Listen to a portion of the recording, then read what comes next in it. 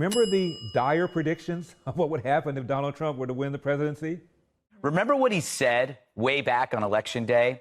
Quote, "It really does now look like President Donald J. Trump, and markets are plunging.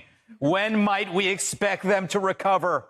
A first pass answer is never. Well, a funny thing happened on the way to the Depression.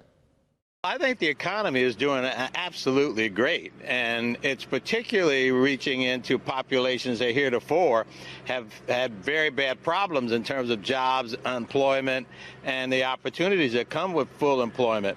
So African American unemployment is at its lowest level. I give President Trump, and I've said this before on Squawk Box, I give President a lot of credit for moving the economy in a positive direction that's benefiting a large number of Americans. Historically low unemployment for blacks, historically low unemployment for Asians, historically low unemployment for Hispanics. Tough to beat that, and that's the economy. Breaking news, our first look at third quarter GDP. We're expecting a number that's, well, roughly around 1.6. We ended up with more, 1.9. 1.9 on our first glimpse. Hybris News. My name is Suresh Kochar. President Donald Trump, who is seeking re-election for a second four-year term, has welcomed the latest GDP estimates released by the U.S. Department of Commerce on Thursday. The real gross domestic product, or GDP, increased on an annual rate of 33.1% in the third quarter of 2020, according to the advance estimate released by the Bureau of Economic Analysis. In the second quarter, real GDP decreased by 31.4%, an official release from the Department of Commerce read. Soon after the report was made public, President Trump tweeted, "GDP number just announced, biggest and best in the history of our country, and not even close. Next year will be fantastic."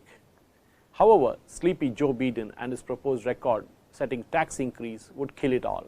"So glad this great GDP number came out before the November 3rd elections," he said.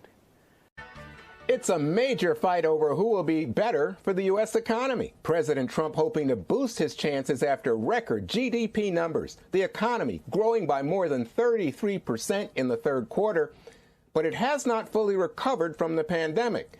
Meanwhile, Joe Biden's calling the numbers not nearly enough. He and the president arguing over who can best bring the country back. Take a look. We created the greatest economy in history, and now we are doing it again. His policies would create a depression, and he wants you to surrender our country. That's what he wants to do. He wants you to surrender our country to China, to all of these other countries.